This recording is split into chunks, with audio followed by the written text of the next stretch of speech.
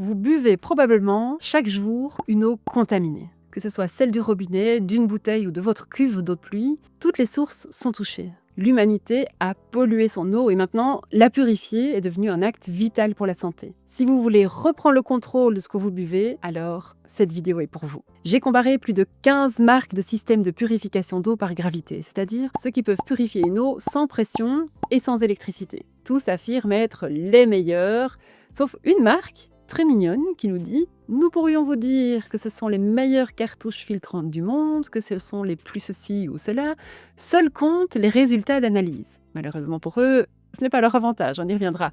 Mais c'est vrai, seules les analyses comptent. En épluchant les dizaines de rapports de tests, j'ai découvert de vraies différences de qualité de filtration, de fiabilité des laboratoires et bien sûr, de technologie utilisée. D'ailleurs, vous verrez, on ira jusqu'à découper plein de filtres. J'ai tout rassemblé dans un tableau comparatif ultra complet où chaque info est sourcée. Vous pouvez le télécharger gratuitement via le lien sous la vidéo. Pour cette enquête, je me suis appuyée sur les sites officiels des marques, j'ai envoyé des dizaines de mails, sans parler des relances, et j'ai consulté des centaines de pages pour vérifier et compléter ce qui manquait. Et honnêtement, j'ai eu des surprises. Certaines de mes croyances ont été bousculées. J'ai constaté d'énormes écarts de transparence et de performance, voire même des chiffres strictement identiques, fournis par 2 laboratoires différents pour 2 marques différentes. Suspect. Et que dire des durées de vie des filtres, qui vont de 150 litres à 22 700 litres, la plupart du temps sans aucune preuve de cette longévité. Bref, dans notre dernière vidéo, je vous avais promis une enquête approfondie, un tour complet de la question. Voici le résultat de dizaines d'heures de recherche. J'ai fait de mon mieux pour que ce soit structuré et clair. N'hésitez pas à utiliser le chapitrage pour aller directement à ce qui vous intéresse. Voici le sommaire de la vidéo. Pourquoi purifier son eau ? Un mini historique des systèmes à gravité, d'où ils viennent, et quelles sont actuellement les principales technologies de purification et les marques qui les utilisent. On poursuivra la comparaison avec la fiabilité des laboratoires et les performances de filtration, et on aboutira au meilleur choix. Allez-y si vous êtes pressé, mais si vous voulez comprendre pourquoi, restez avec moi. Et enfin, et surtout, les précautions à prendre sous peine de contaminer vous-même votre eau. Alors, pourquoi purifier son eau ? En ce qui concerne l'eau du robinet, il suffit de consulter les analyses mises à disposition par votre commune ou par la société qui gère votre distribution d'eau. Elles montrent la présence de nombreux polluants. Les scandales sur l'eau en bouteille, qu'elle soit en plastique ou en verre, ne font que s'accumuler. De belles promesses marketing, mais rarement une vraie garantie de pureté. Et pour ceux qui, comme moi avant cette enquête, consomment de l'eau de pluie en pensant être épargnés, pas du tout. L'eau de pluie capte sur son passage une foule de polluants atmosphériques, issus des climatiseurs, des pompes à chaleur, des gaz d'échappement, en fait tout simplement de l'activité humaine. Dans l'eau de distribution, les polluants sont censés rester en dessous des seuils légaux. Mais leur présence, même en petite quantité, n'est jamais anodine. Et au fil du temps, ces petites doses s'accumulent et interagissent ensemble dans ce qu'on appelle l'effet cocktail. Quand la pollution dépasse les limites, les distributeurs doivent appliquer des mesures correctrices, comme la dilution ou la filtration bien plus coûteuse. Mais parfois, quand la pollution devient trop difficile à gérer, il arrive malheureusement qu'on adapte la norme à la pollution au lieu de réduire la pollution pour respecter la norme. 2 exemples concrets. En Belgique, début 2025, dans une région menacée de pénurie d'eau potable, un ministre a autorisé temporairement, pour 2 ans, pas si long, un dépassement de 10 fois la norme pour le triazole, un fongicide. En France, en 2022, 1,5 million de personnes consommaient une eau qui dépassait la norme pour un résidu de pesticide. La solution ? Changer le statut de la molécule problématique pour en autoriser presque 10 fois plus et rendre 97% des eaux à nouveau potables. Face aux contestations, le produit a finalement été interdit en 2023, mais il est toujours présent dans l'eau et la norme est toujours à 0,9 microgrammes par litre. Autre constat, les normes changent d'un pays à l'autre, comme ici pour le chlorothalonil. Tout ça montre que les seuils ne sont pas fixés uniquement en fonction de l'impact sur la santé humaine ou sur l'environnement. Bref, on peut le dire, eau potable ne veut pas dire eau saine. Alors comment faire pour avoir une eau potable mais aussi vraiment saine ? C'est une question que les humains se posent depuis très longtemps. Au début, on faisait simple, on buvait directement dans la nature. Mais rapidement, on a compris que parfois l'eau rendait malade. Alors on a commencé à la filtrer avec ce qu'on avait sous la main, du sable, du tissu, voire même des pierres volcaniques. Hippocrate recommandait d'ailleurs déjà de filtrer de l'eau bouillie à travers une manche en tissu. Et quand l'eau devenait vraiment trop risquée, on arrêtait tout simplement d'en boire. À la place, de l'eau vinaigrée, du vin ou de la bière. Oui, il valait mieux boire de l'alcool que de mourir à cause d'une eau contaminée. En 1746, un Français invente un filtre composé de laine, d'éponge et de charbon. C'est le premier brevet officiel pour un filtre à eau. Mais le vrai tournant, c'est en 1826 à Londres. L'eau y était tellement polluée que le choléra faisait des ravages. C'est là qu'un certain monsieur Doulton, ça vous dit quelque chose, invente un filtre en céramique à gravité. Donc l'eau passait petit à petit du haut vers le bas. Résultat, on pouvait enfin boire de l'eau sans tomber malade. Même si à l'époque, on ne comprenait pas encore pourquoi ça fonctionnait. En parallèle, on utilisait déjà des métaux désinfectants depuis des siècles, le cuivre et l'argent. Les familles riches stockaient leur eau dans des carafes en argent, d'autres utilisaient des réservoirs en cuivre. Le principe, laisser reposer l'eau plusieurs heures, et les métaux faisaient le travail de désinfection. Constaté, mais encore incompris à l'époque. Même les fameuses cuillères en argent offertes à la naissance, ce n'était pas juste pour frimer, c'était aussi pour la santé. Puis, en 1860, grande avancée. Louis Pasteur découvre que des micro-organismes invisibles sont à l'origine des maladies. Et là, tout s'éclaire. On comprend enfin que les filtres ne servaient pas juste à enlever les goûts bizarres, mais qu'ils bloquaient en réalité les microbes. À partir de là, le traitement de l'eau devient une vraie stratégie de santé publique. Et au plus on a compris ce qui était présent dans notre eau, au mieux on a pu ajuster les différentes stratégies pour la rendre potable à grande échelle. À domicile, il est possible, en plus, de la purifier et de la rendre saine, même sans électricité, grâce aux filtres à gravité. Il est donc grand temps que je rentre dans le vif du sujet. Alors, comment ça fonctionne un filtre à gravité concrètement ? Le principe est simple. Une cuve en haut, une cuve en bas, et entre les deux, des filtres.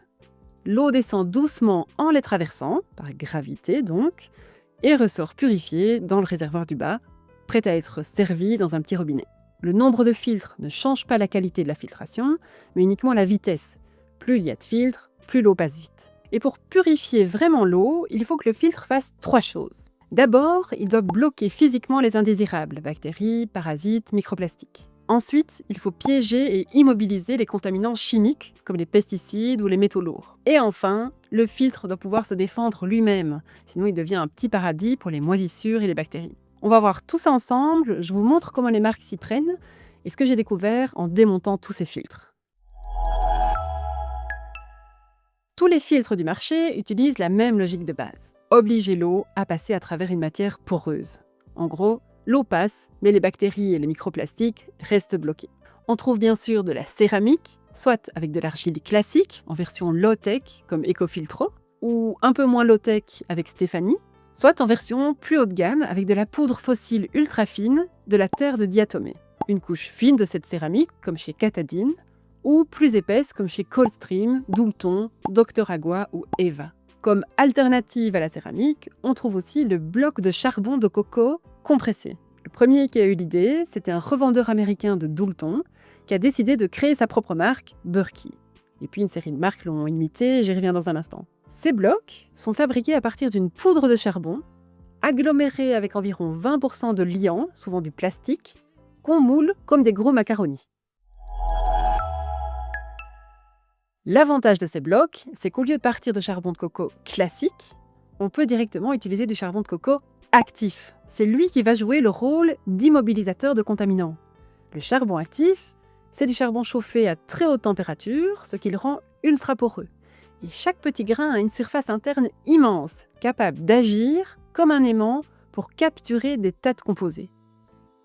Ce que j'ai découvert, c'est qu'il n'y a pas un seul type de charbon actif, il y a plusieurs méthodes de production, plusieurs types d'imprégnation qui peuvent conférer des types et des qualités d'aimantation très différents.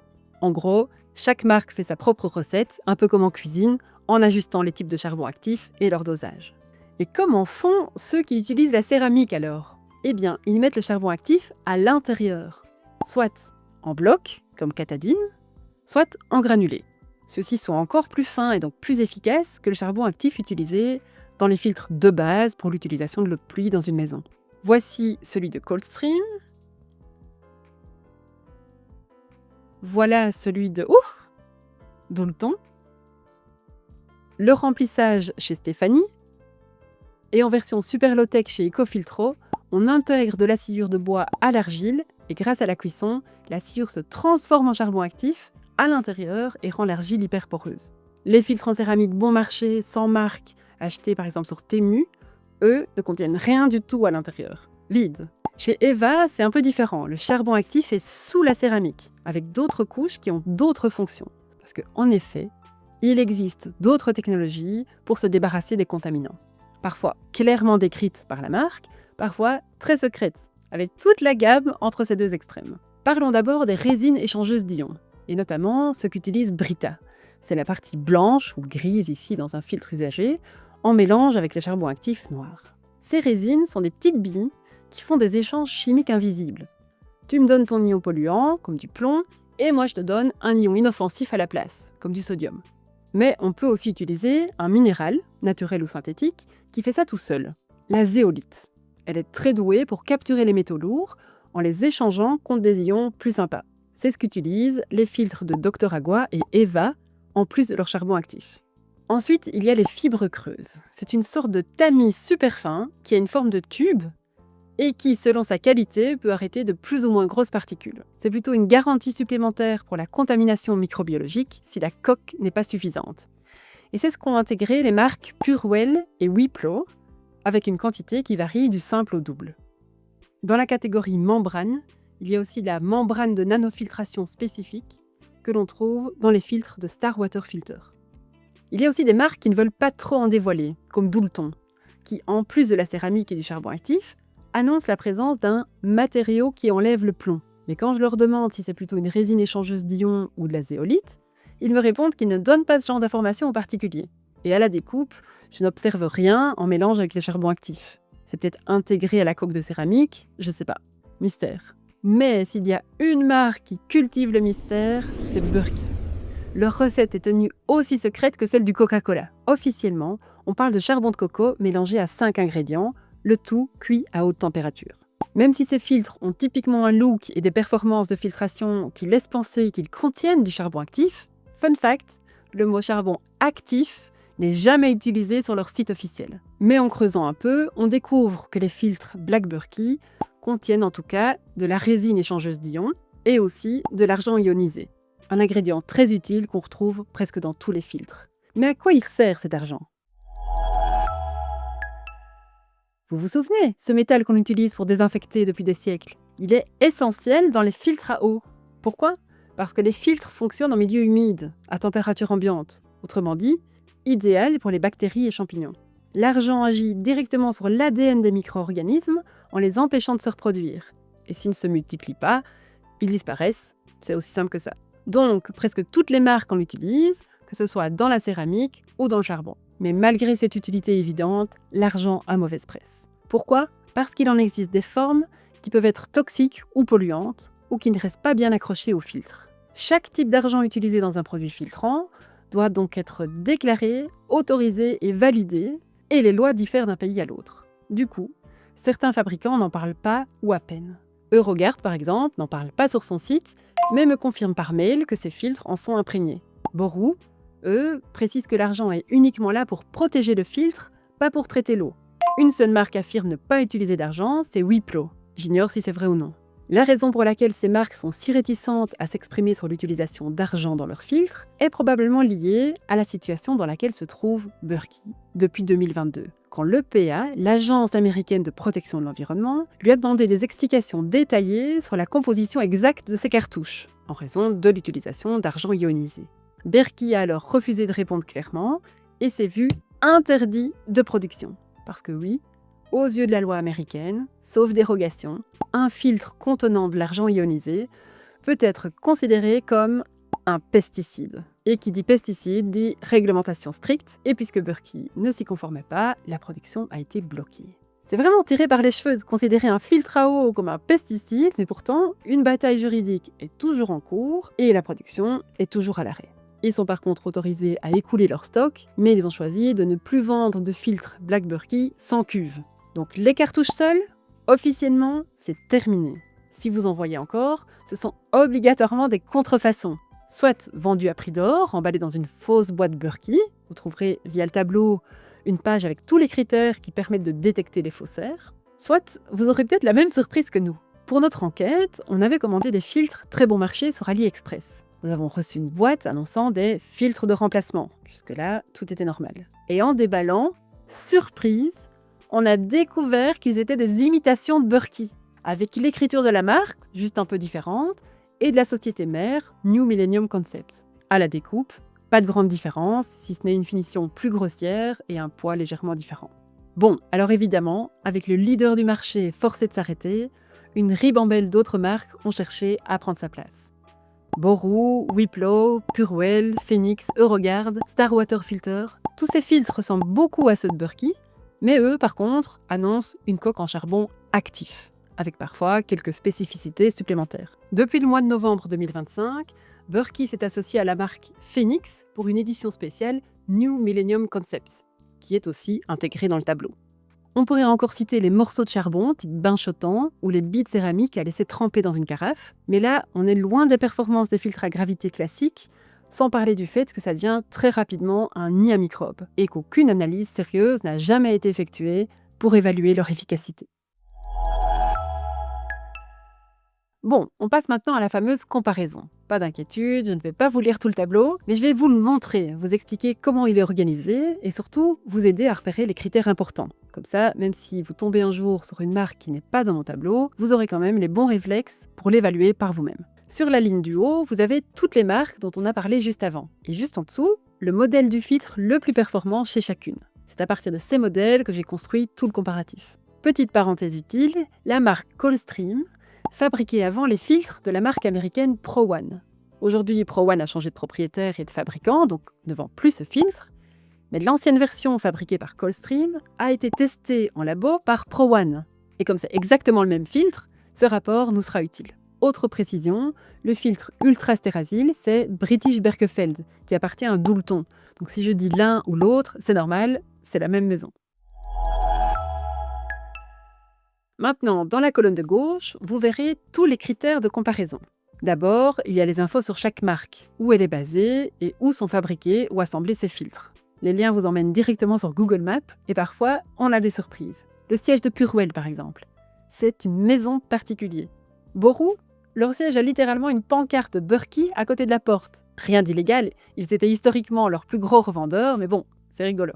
A l'inverse, il y a aussi des marques avec de vraies usines bien identifiées, comme Stephanie au Brésil ou Doulton en Angleterre. Ensuite, j'ai regroupé les infos sur la technologie utilisée par chaque marque et la présence d'argent dont on a déjà parlé.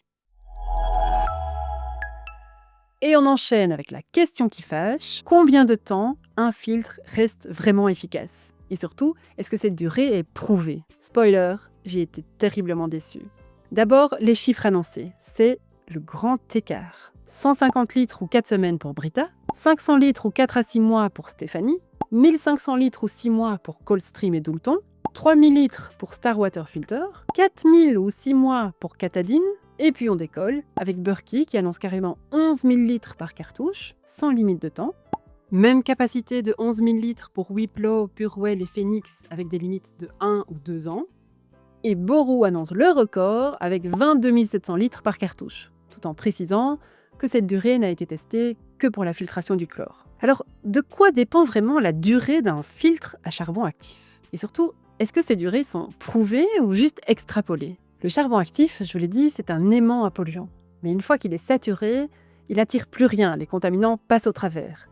Pire, avec le temps, même sans utilisation massive, les micropores du charbon se bouchent petit à petit. Donc plus on attend, plus ça filtre mal. Et ça, peu importe la marque. C'est pour ça que, dans le monde professionnel, il y a une règle de base bien connue. Un filtre à charbon actif, et c'est pas du petit filtre, c'est entre 6 et 12 mois maximum. Ensuite, on remplace le charbon ou on le régénère s'il est conçu pour. Les marques comme Coldstream ou Doulton annoncent 6 mois. Bien plus par principe de précaution sanitaire que par stratégie marketing. Parce que le critère, ce n'est pas est-ce que l'eau coule encore, c'est est-ce que ça purifie encore. Je répète que le critère, ce n'est pas est-ce que l'eau coule encore, c'est est-ce que ça purifie encore? Mais là où ça devient vraiment problématique, c'est que très peu de marques ont prouvé que leur filtre reste performant jusqu'à la fin annoncée. En fait, seulement 3 marques ont fait le boulot. Brita qui garantit 150 litres, même si l'efficacité de la filtration est moins bonne par rapport aux autres. Au moins, c'est testé. Et Coldstream et Doulton qui ont testé jusqu'à 3000 litres, mais qui garantissent seulement 1500 litres, parce qu'au-delà, les résultats baissent. Ça, c'est de la transparence. Une quatrième marque, Star Water Filter, est en train de démontrer la longévité de ses filtres et met son site à jour progressivement. Et les autres, ils se sont contentés de faire des tests au début de l'utilisation, de temps en temps un peu plus loin, et parfois jusqu'au bout, mais pour un seul paramètre. Uniquement la filtration du chlore ou uniquement la filtration des bactéries, et basta. Moi, par exemple, il y a 10 ans, j'avais acheté Berkey justement pour sa longévité. J'étais persuadée que c'était un bon investissement. Et là, j'apprends qu'ils n'ont même pas testé l'efficacité jusqu'aux 11 000 litres qu'ils annoncent. Alors oui, ces tests coûtent cher, on parle de plus de 100 000 €. Mais bon, on développe un produit ou on ne le développe pas. Et si des analyses existent, elles ne sont en tout cas pas rendues publiques. Du coup, je me suis aussi penchée sur un autre critère. Est-ce que les marques publient leur rapport d'analyse? Alors soyons clairs, ce n'est pas parce qu'un rapport de labo est dispo qu'il est fiable. Et ce n'est pas parce qu'il n'y en a pas qu'un filtre est mauvais. Mais quand même, publier ces tests, c'est déjà un signe d'honnêteté. Certaines marques jouent clairement le jeu. Par exemple, Coldstream. On a une fiche technique lisible qui résume bien les résultats de labo et on a le rapport complet correspondant. C'est propre, transparent. Via une des pages du site, on peut aussi obtenir les analyses effectuées par ProOne et qui concernent donc les mêmes filtres, comme je vous l'ai expliqué avant. Chez Doulton, pour la cartouche Ultrastérasile, la page qui parle des tests ne renvoie vers aucun rapport. Mais j'ai découvert par hasard que si on clique sur Ultrastérasile, on tombe sur un document qui montre les résultats pour la filtration des médicaments. Pour le reste, j'aurais demandé par mail, j'en ai reçu certains, mais d'autres sont considérés comme confidentiels. Chez Berkey, c'est un peu le fouillis entre les différents tests pour les différentes molécules, mais on finit par s'y retrouver. Et puis il y a des marques avec une communication moins claire. Certaines affichent une belle page test de labo, mais à l'intérieur, des résultats mélangés pour plusieurs filtres différents, aucun test pour certains paramètres annoncés, on filtre le chlore mais aucun rapport à l'appui, et quand on demande des précisions par mail, pas de réponse, ou alors tous les rapports disponibles se trouvent sur notre page, ou aucun autre document ne peut être fourni. Bref, la transparence n'est pas toujours au rendez-vous. Et je ne parle même pas de la fiabilité des analyses disponibles, qui suscitent parfois des interrogations. Parce que bon, afficher des analyses, c'est bien, les faire sérieusement, c'est mieux. Et là, vous allez voir. Un exemple parmi d'autres, Euroguards se vante d'avoir fait tester ses filtres par le très sérieux labo américain IAPMO. Sauf que lorsqu'on clique sur le lien, on tombe sur un rapport interne de leur ancien fabricant indien. Voilà. D'autant que ceux qui demandent et payent les analyses, ce sont les marques elles-mêmes. Bah oui, qui d'autre? Donc c'est super important de vérifier si le labo est indépendant et compétent, ou s'il suffit d'un petit billet pour que subitement vos filtres purifient les PFAS. Alors, comment reconnaître un bon labo? Il y a 2 critères essentiels. 1. Est-ce que le labo suit une des normes officielles? Il y en a 4 principales, mondialement reconnues pour l'eau potable, NSF ANSI 42 pour les contaminants dits esthétiques, couleur, odeur, particules, chlore, P231 pour les contaminants microbiologiques, 53 pour les contaminants chimiques avec effet sur la santé, métaux lourds, pesticides, P401 pour les contaminants émergents, médicaments, hormones, plastifiants. Ces normes précisent quoi tester, comment et dans quelles conditions. On appelle ça un protocole standardisé. Par exemple, pour tester le plomb, on doit rajouter du plomb dans l'eau de départ, jusqu'à atteindre au moins 150 microgrammes par litre. On appelle ça l'eau challenge. Puis, on mesure ce qu'il reste après filtration et on calcule le pourcentage de réduction. Faire un test de cette façon, c'est suivre la norme internationale. Deuxième critère, est-ce que le labo est accrédité? C'est là qu'intervient la norme ISO/IEC 17025. C'est un peu le label qualité mondial des labos. Aux États-Unis, c'est souvent délivré par l'ANAB, mais chaque pays a son autorité, qui permet très facilement de rechercher le nom d'un labo pour voir s'il est accrédité. Moi, j'ai vérifié ces 2 critères pour les 21 laboratoires différents utilisés par les marques. Il y en a un qui sort du lot, c'est NSF International. Eux, en plus d'analyser, ils peuvent carrément certifier un produit. Et ça, c'est une vraie arme marketing. Certifier NSF égale gage de confiance pour le consommateur. Mais attention, un filtre n'est jamais certifié NSF tout court. Un modèle de filtre précis l'est pour une caractéristique précise. Par exemple, pour certifier qu'il ne relargue pas lui-même des produits toxiques dans l'eau, ou pour certifier qu'il filtre les parasites. Parfois, ce n'est pas un modèle de filtre, mais seulement un des ingrédients qui est certifié NSF. pour une caractéristique précise également. Par exemple, les charbons actifs utilisés peuvent être certifiés NSF pour la taille de leur port. Donc, afficher simplement certifié NSF sans préciser ce qui est certifié, c'est un abus de marketing, ça ne veut rien dire, ça ne donne aucune garantie sur la qualité du filtre ni sur sa performance. Alors j'ai fouiné pour vous et j'ai chaque fois été vérifié sur le site NSF quels étaient les certificats qui existaient réellement et ceux qui les certifiaient. Tenez-vous bien, à ce jour, aucun filtre n'est certifié NSF pour la filtration des contaminants chimiques. Aucun. Donc, dans mon tableau, vous retrouvez les 4 normes, les 4 catégories d'analyse. Pour chaque norme, j'ai regardé si le labo suivait justement cette norme internationale et s'il était accrédité. Parfois, c'est le même labo pour les 4 normes, parfois ils sont différents. J'ai regardé s'il existait une certification NSF supplémentaire, précisément sur la norme concernée, et si oui, sur quelles caractéristiques elle porte. J'ai repris les liens directs vers les rapports de labo concernés, soit dispo en ligne, soit obtenus par email. Et enfin, vous trouvez les pourcentages de réduction des différents éléments concernés par la norme. J'ai à chaque fois indiqué après combien de litres l'analyse a été effectuée, parce que comme on l'a vu, ça a carrément toute son importance. Quand ce n'est pas mentionné, c'est que ça concerne les premiers litres filtrés. Alors qu'est-ce qui ressort? Concernant les labos d'abord, il n'y a que 3 marques qui ont recours à 100% à des labos accrédités et qui utilisent les normes internationales d'analyse. Coldstream, Doulton, mais plusieurs rapports sont confidentiels donc niveau transparence, c'est pas top. Et Boru, mais il manque aussi un rapport pour quelques substances. Et en plus, Boru ne garantit absolument rien au niveau microbiologique. Et les autres alors? Il y a de tout. Certains n'ont qu'une partie des labos qui sont accrédités. Certains font leurs tests à partir de l'eau du robinet.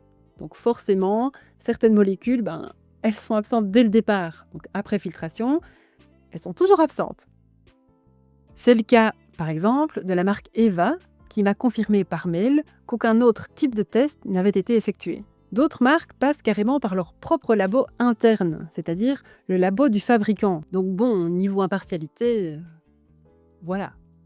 Il y a aussi des analyses qui ne semblent pas avoir été réellement effectuées, comme ce test pour Rama, le fabricant de Phoenix. 100 avant filtration, pas détecté après, donc efficacité à 100%, idem pendant 3 pages, signé, daté et vérifié. Et puis il y a les cas encore plus inexplicables, interpellants, intergalactiques. Ça va ça? Je vous montre. Phoenix et Euroguard, 2 marques, 2 labos, mais des résultats parfaitement identiques. Regardez pour le test des bactéries. C'est carrément le même tableau, même chiffre, après le même nombre de litres. Idem pour les métaux lourds, à tel point que quand j'ai vu mon tableau, j'ai cru que j'avais rempli 2 fois la même colonne, mais non. Admettons qu'on passe au-dessus de ça et qu'on regarde les résultats eux-mêmes. Bon, je ne vais pas vous lire les 800 cases du tableau, ne vous inquiétez pas, mais regardez. Pour chaque catégorie, j'ai choisi quelques contaminants qui me semblent importants et j'ai fait une moyenne pour chaque type de molécule. J'ai aussi écrit le nombre de molécules qui ont été testées. Même si ce n'est pas un gage de qualité tout seul, il y a par exemple une marque qui a testé 550 pesticides pour un petit bout de charbon actif japonais, sauf que tous les pesticides étaient déjà absents dans l'eau de départ. Donc résultat, indétectable, après aussi. Bravo le test. Pour les métaux lourds, la plupart des filtres sont équipés pour les retenir, plus ou moins bien. J'ai été étonnée parce que Doulton ne parle que du plomb, et encore sans rapport disponible. Et par mail, ils me confirment bien qu'ils ne prétendent pas que leurs filtres ultra-stérasiles réduisent d'autres métaux lourds que le plomb. Ils ajoutent que ce filtre ne prend pas non plus en charge les nitrates ni le fluor. Intéressons-nous justement à ces 2 molécules. Jusqu'il y a peu, aucun filtre à gravité n'était capable de réduire les nitrates. Même l'ex-leader Berkey, qui filtrait tout mieux que tout le monde, ne filtrait pas les nitrates. Aujourd'hui, il n'y a que Coldstream qui le propose, même si l'efficacité diminue clairement dans le temps, comme le montrent les chiffres qu'ils publient. C'est aussi pour ça qu'ils garantissent que leurs filtres sont efficaces jusqu'à 1500 litres et pas 3000 litres. Côté fluor, c'est un ion difficile à capter, et le fluor peut être présent dans l'eau naturellement ou artificiellement, avec la fluoration de l'eau de distribution qui est largement pratiquée dans le monde, heureusement pas en Belgique ni en France. Mais voici une carte qui représente par pays le pourcentage de la population exposée à une eau fluorée, naturellement ou artificiellement. Beaucoup de marques ne le filtrent pas. C'est la marque Berkey qui a pris les choses en main la première, parce qu'elle voyait que son filtre retenait le fluor dans les premiers litres, et puis plus du tout. Berkey a inventé une cartouche supplémentaire à placer sous le filtre principal dans la cuve du dessous. Cette cartouche a évidemment été copiée, mais une seule marque garantit la filtration du fluor directement dans sa cartouche principale. Et c'est encore Coldstream. Et de nouveau, avec une transparence totale sur le fait que l'efficacité de filtration diminue aussi avec les litres. Précisons aussi qu'on sature plus vite un charbon actif avec une concentration de 9 mg par litre de fluor utilisé pour l'analyse qu'avec 0,1 à 0,5 mg par litre, comme c'est probable de le retrouver naturellement en France. Pour les PFAS, ceux qui annoncent les filtrer, les filtrent bien. Attention toujours à la fiabilité des labos qui n'est pas toujours au rendez-vous et à ceux qui ne donnent aucune preuve des chiffres qu'ils avancent, comme Eurogard, qui mentionne sur le site qu'ils filtrent les PFAS et ne fournissent aucun rapport dans ce sens. Une mention spéciale pour Star Water Filter, qui n'ont sélectionné que 4 PFAS pour leur analyse, mais qui sont les seuls à tester le TFA, le plus petit des PFAS. C'est pas parce qu'il n'est pas testé par les autres marques qu'il n'est pas filtré, c'est juste que Star Water Filter est une marque super récente et ils ont adapté leurs tests aux problèmes en cours. Et ça, c'est vraiment pas mal. En ce qui concerne les médicaments, par exemple les œstrogènes provenant des contraceptifs féminins et qui sont tellement présents dans l'eau que certains poissons en changent de sexe, eh bien, seuls 6 filtres ont testé leur réduction. Et encore une fois, c'est Coldstream qui s'en sort le mieux, même après 3000 litres. J'ai aussi ajouté quelques lignes sur le test des minéraux, comme le magnésium. Toutes les marques disent « on garde les bons minéraux », mais une seule l'a testé, c'est Coldstream. Bon voilà, j'ai donc comparé plus de 15 marques, celles qui, au minimum, mettaient à disposition un vrai rapport de laboratoire. Évidemment, il y a plein d'autres marques qui traînent sur Amazon ou AliExpress, mais là, on est dans un autre univers. J'ai préféré me concentrer sur ceux qui font au moins l'effort de se faire analyser. Et puis, le marché bouge tout le temps. C'est aussi pour ça que, dans la dernière colonne du tableau, je vous ai laissé la place pour que vous puissiez remplir vous-même les cases rouges, si vous tombez sur une marque qui n'est pas encore répertoriée. Posez-vous toujours les mêmes questions. De quoi est composé ce filtre ? Est-ce que sa longévité est démontrée ? Est-ce que les labos utilisés sont indépendants, accrédités ? Est-ce qu'ils utilisent les normes internationales ? Est-ce que le filtre purifie bien les molécules qui comptent pour vous ? Nitrates, pesticides, métaux lourds, médicaments, PFAS ? Chez Marie et chez moi, par exemple, on utilise de l'eau de pluie. Donc 0 médicaments, c'est ok. Mais on n'échappe ni aux PFAS, ni aux nitrates, ni aux pesticides. Et comme notre eau stagne dans une citerne sans chlore, on a aussi besoin d'une très bonne protection contre les bactéries. Et elle est d'ailleurs tellement efficace que même lorsqu'un rat mort a infusé dans notre cuve, oui, notre eau à la sortie du filtre est restée potable avant qu'on ne fasse la macabre découverte. Donc voilà, ce tableau, je l'ai construit de la manière la plus objective possible. Et vous avez maintenant toutes les cartes en main pour faire votre propre choix. Bon, vous vous en doutez sûrement si vous avez suivi. Je me suis retenue de balancer le grand gagnant depuis tout à l'heure, mais c'est très vite plié. Si on regarde qui a eu recours à des labos fiables, des analyses qui prouvent la longévité, une très grande efficacité de purification pour un grand nombre de molécules testées, y compris les nitrates et le fluor, avec une seule cartouche, la transparence totale des résultats, pas de liant plastique mystérieux pour agglomérer le charbon, conçu et fabriqué en Europe, en plus dans une usine quasiment autonome en énergie. Eh bien la marque qui coche toutes les cases, c'est Coldstream. Alors oui, Marie et moi, on a longtemps été sous le charme de Berkey. Franchement, il y a 10 ans, quand on a fait notre choix, c'était la marque de référence. On l'a conseillé à plein de monde, on avait confiance, et rien ne nous a jamais fait douter de l'efficacité de la filtration, malgré des eaux parfois très chargées chez Marie. Évidemment, les PFAS et les pesticides ne se goûtent pas, donc il est possible qu'on soit passé à côté de quelque chose. Mais aujourd'hui, les chiffres parlent d'eux-mêmes. Coldstream surpasse Berkey, et largement. Donc, si vous souhaitez vous équiper, c'est vraiment le filtre qu'on vous conseille après cette enquête approfondie. On a voulu faire une étude comparative impartiale et objective. Et c'est d'ailleurs pour ça qu'on a tenu à vous fournir toutes les sources dans le tableau Excel. Ce type de contenu demande du temps et notre défi est de le partager gratuitement sans trahir nos valeurs. Compte tenu du résultat de cette enquête, nous avons donc décidé de collaborer avec Pure Filters, le revendeur officiel des filtres Coldstream en Europe. Concrètement, si vous passez commande d'un pack cuve et filtre avec le code LNAPF, vous avez une réduction de 10%. Si vous avez déjà une cuve d'une autre marque, vous pouvez n'acheter que les filtres qui sont tout à fait compatibles.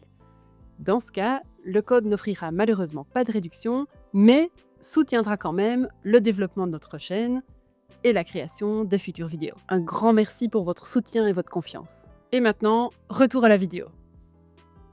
Au passage, j'ai aussi intégré les cuves dans mon comparatif pour leur matière et leur compatibilité avec les filtres concurrents. Choisissez la contenance en fonction du nombre de personnes de votre foyer. Et si vous êtes du genre à tout faire vous-même, sachez qu'un montage do-it-yourself fonctionne aussi très bien.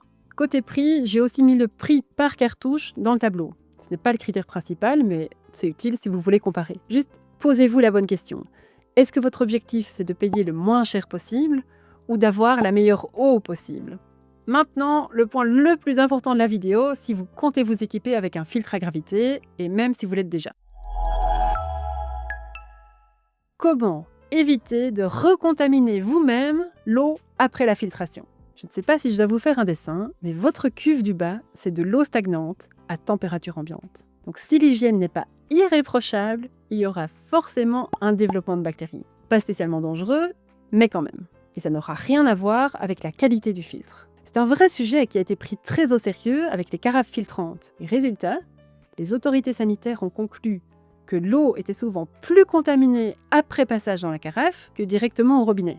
Alors bien sûr, vous pouvez tout nettoyer à fond chaque semaine, mais si comme moi vous êtes plutôt dans la team du moindre effort, voilà une méthode beaucoup plus simple et redoutablement efficace. D'abord, vous prévoyez environ 2 litres d'eau purifiée et vous la faites bouillir.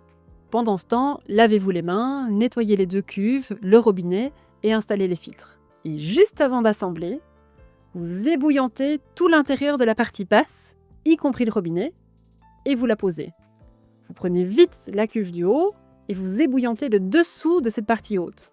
Quand tout fume encore, vous fermez et vous ne l'ouvrez plus jamais pendant 6 mois, jusqu'au prochain changement de filtre.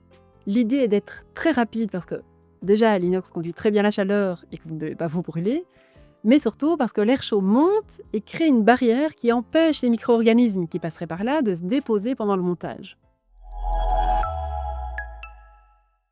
Ce qu'il ne faut pas faire, laisser sécher à l'air libre, cuve ouverte, essuyer l'intérieur ou y poser ses doigts, ou pire, retirer tous les jours la cuve du haut pour la remplir directement sous le robinet. Certains l'ouvrent aussi juste pour voir combien d'eau il reste. Une mauvaise idée. C'est chaque fois une porte d'entrée pour les bactéries. Pour éviter ça, je trouve que les robinets jauges sont hyper pratiques. Je ne pourrais pas m'en passer. Marie, elle n'en a pas et se fie au débit du robinet qui diminue pour détecter qu'il est temps de remplir. Une autre amie soupèse sa cuve pour évaluer. En fait, on trouve vite ses habitudes de remplissage. Une dernière remarque, cette technique d'eau bouillante ne concerne pas du tout l'intérieur de la cuve avec les filtres qui ne peuvent recevoir que de l'eau froide. On est bien d'accord. Alors en conclusion, j'ai juste envie de vous dire, équipez-vous pour enfin boire une eau saine. Avant le prochain scandale, s'il en fallait encore un pour vous convaincre. Après les PFAS, le prochain sujet explosif sera probablement les chlorates et perchlorates, des sous-produits de la désinfection de l'eau et des résidus de munitions utilisés pendant la Seconde Guerre mondiale. Coca-Cola a déjà allumé la mèche dans ses canettes. Ce n'est plus qu'une question de temps ou de lobbying. Mais vous pouvez souffler, Coldstream filtre aussi ces molécules-là. Si cette vidéo vous a plu et si vous trouvez ce travail utile, vous pouvez nous soutenir via un super thanks. Ça nous permettra de continuer de faire des vidéos. S'il vous reste des questions, rendez-vous sur le site où nous regroupons toutes les réponses. Merci d'avoir regardé, prenez soin de votre eau et à très vite pour une prochaine vidéo.